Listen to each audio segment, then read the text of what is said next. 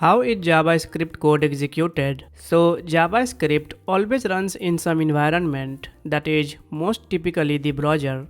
It can be any browser, Chrome, Firefox, Safari, etc. This is where JavaScript runs.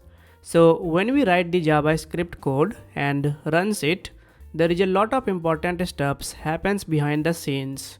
So what happens is the host, so where JavaScript is hosted, has a JavaScript engine that takes the code and executes it. In very simple term, a JavaScript engine is a program that executes JavaScript code.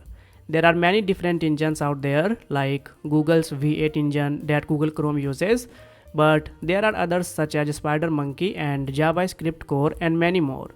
Now, the first thing that happens inside the engine is that our code is parsed by a parser, which basically reads our code line by line and checks if the syntax of the code that we gave is correct or not. So this means that the parser knows the JavaScript rules and how it should be written in order to be correct and valid. And if you make some mistake, then the parser will stop the execution and will throw you an error. And if everything is correct, then the parser produces a data structure called as abstract syntax tree, which is then translated to machine code. Now this code is no longer the JavaScript code, but a set of instructions that can now be processed by the computer's processor, and it's only when our code already converted to machine code actually runs and does its work. It is not important to memorize all of this.